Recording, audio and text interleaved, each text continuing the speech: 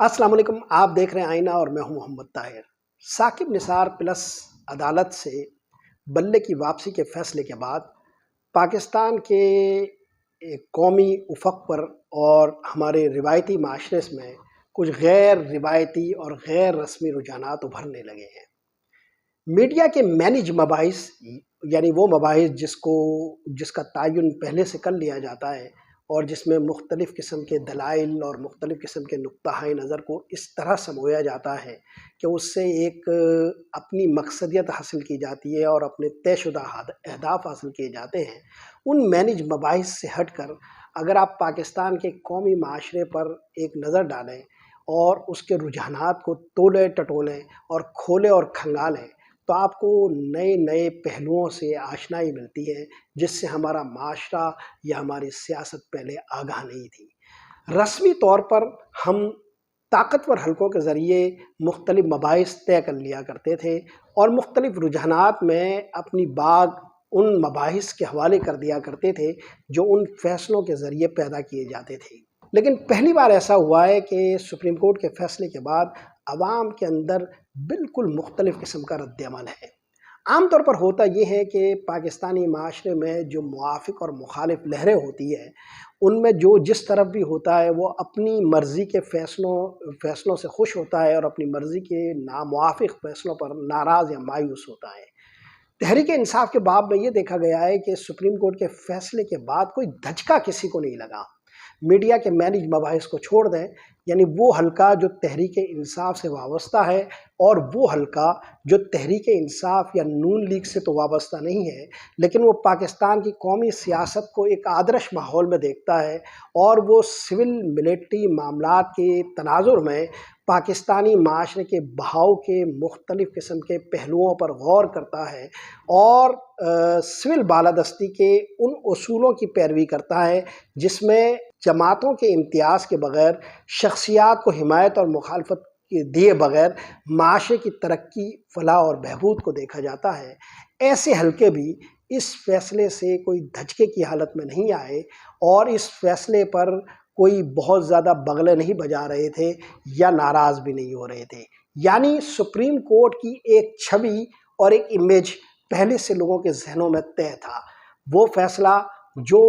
Supreme court ने बाद में किया उसके बारे में पहले से ही एक तसव्वुर का रासिख हो जाना और पहले से ही जहनों में ये बात तय हो जाना कि फ़ैसला तो यही आकर रहेगा, ये सुप्रीम कोर्ट की छवि इमेज के लिए अच्छा नहीं है। चुनांचे फ़ैसला आने के बाद इसका जो रद्द-ए-अमल उभरा वो मायूसी से नहीं था, वो गुस्से वाला भी नहीं था, बल्कि वो एक ऐसा रवैया था कि जिसमें इस बात को कुछ लोगों ने अपने मौक़िफ़ की सदाकत के लिए इस्तेमाल किया। तहरीक इंसाफ को तो जैसे एक फ़ायदा पहुंचा और वो ये कि तहरीक इंसाफ ने कौमी सियासत में अपने आप को जो हदफ बनाए जाने का अमल है उसको पूरी तरह इस फैसले के ज़रिए नंगा किया और अपने मबाहिस के दायरे को मज़ीद फैलाया और अपने मौक़िफ़ को मज़ीद तक़वियत दी। मगर वो हल्का जो अब भी कुछ उम्मीद रखता है इस निज़ाम से और वो हल्का जो PMLN का हामी भी समझा जाता है, मगर PMLN की हिमायत के बावजूद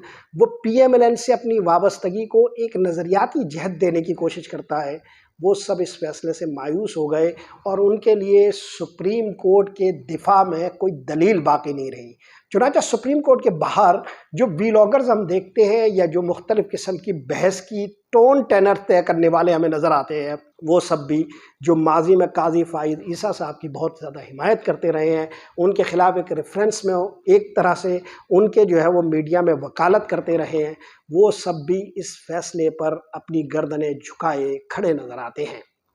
उनके दलाइल उनकी ज़बान का साथ नहीं दे रहे और वो अब अपने आप को इस पूरे खेल से दूर करते हुए नज़र आते हैं। ये रद्द-ए-अमल कैसे पैदा हुआ? ये रद्द-ए-अमल बहुत ज़्यादा गौर व फ़िक्र का तकाज़ा करता है। तो पहली बात तो ये है कि सुप्रीम कोर्ट के फ़ैसले ने वो नताइज पैदा नहीं किए, यानी अगर ये किसी का कयास था कि इस फैसले के बाद ये मान लिया जाएगा कि तहरीक इंसाफ से बल्ला लिए जाने का फ़ैसला कानूनी और आईनी है, वो नहीं माना गया और ये लोगों के जहनों में पहले ही बात मौजूद थी। एक दूसरी बात जो हम देखते हैं वो ये कि लोगों के जहनों से खौफ निकल गया है, यानी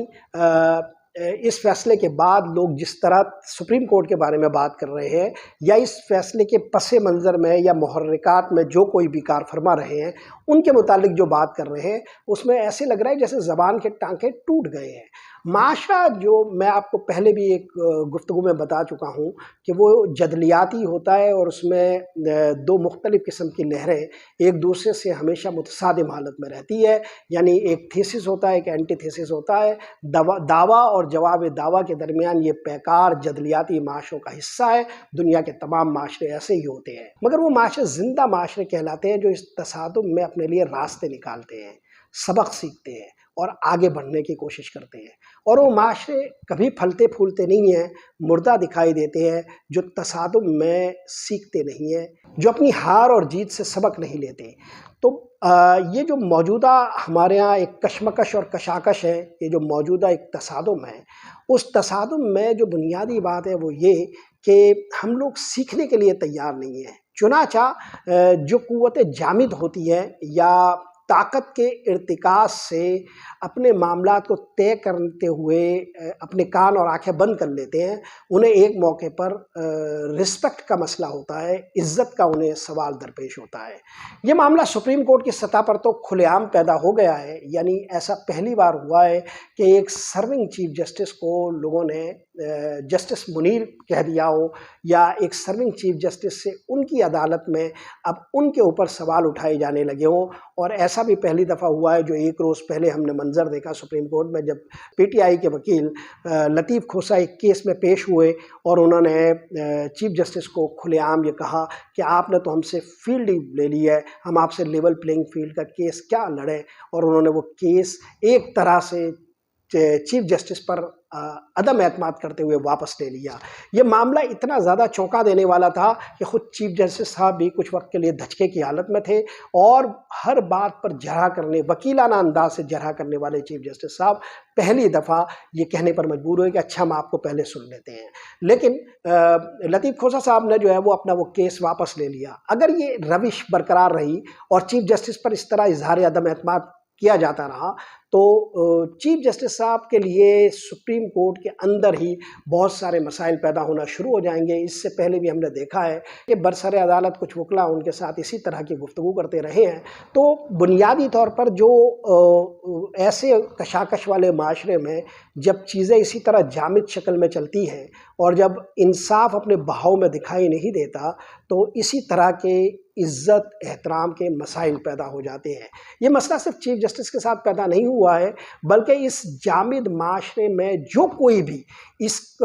اسٹیٹس کو کی حمایت میں ہے، اس حالت قائمہ کی حمایت میں ہے اور اس جامد معاشرے کی وکالت کر رہا ہے، خواہ وہ صحافت میں کر رہا ہو، سیاست میں کر رہا ہو یا کہیں پر بھی کر رہا ہو، اسے ایک طرح سے حقارت کا، ملامت کا سامنا کرنا پڑ رہا ہے۔ تو ہم جو غیر روایتی رجحان ہمارے معاشرے میں دیکھ رہے ہیں اس میں یہ کہ کسی کو بھی مایوسی نہیں ہوئی، بلکہ اس میں ایک روبسٹنس پیدا ہوئی، لوگوں نے اپنے سوالات بڑھا دیے، لوگوں کو ایک تسکین ملی کہ وہ اس معاشرے اور اس ملک میں چلنے والے معاملات کے حوالے سے جو رائے رکھتے ہیں وہ رائے جو ہے وہ پروو ہوتی ہے، وہ ثابت ہوتی ہے کہ یہ رائے بالکل درست ہے۔ یعنی سپریم کورٹ نے بلہ لے کر ایک طرح سے ان لوگوں کی رائے کو درست ثابت کیا ہے جو اس پر عدم اعتماد کر رہے ہیں یا اس نظام پر عدم اعتماد کر رہے ہیں۔ عام طور پر وہ معاشرے جو طاقت کے محور پر گردش کرتے ہیں وہ بھی اس طرح کے جب حالات درپیش ہوتے ہیں تو ایک حکمت عملی اختیار کر لیتے ہیں اور قیدی کو بھی ایک یقین دلاتے ہیں کہ وہ ایک آزادی کی رو میں ہے اور وہ آزادی یافت کر رہا ہے۔ مگر یہاں اتنا جامد یہ معاشرہ ہو گیا ہے کہ وہ اتنی گنجائش بھی دینے کو تیار نہیں ہے کہ وہ لوگ جنہیں ہار جانا ہے، وہ لوگ جن کے ہار کا بندوبست کر لیا گیا ہے، انہیں کم از کم اتنی گنجائش دے دی جائے کہ وہ اپنی بندھی ہوئی رسی میں ہی کچھ گھوم پھر لیں۔ ایسا بھی نہیں ہو رہا۔ وہ جو شاعر نے کہا تھا کہ برسوں سے چلا آتا ہے دستور ہمارے زندہ کا، جب قیدی شور مچاتا ہے زنجیر بدل دی جاتی ہے۔ تو قیدی کی زنجیر کی تبدیلی کو وہ آزادی سمجھتا ہے اور یوں یہ جامد معاشرے چلتے پھرتے رہتے ہیں، لیکن یہاں زنجیر بدلنے کا بھی کام نہیں ہوا اور قیدی کی گرفت کو مزید مضبوط کرنے کی کوشش کی۔ تو اس طرح جو اس روایتی معاشرے کے حوالے سے ایک موقف ہے، اس موقف کو تقویت ملی۔ تو ہمیں کہیں خوف نظر نہیں آتا، کہیں دھچکا نظر نہیں آتا، سوالات پیدا کرنے کی طاقت بڑھ رہی ہے۔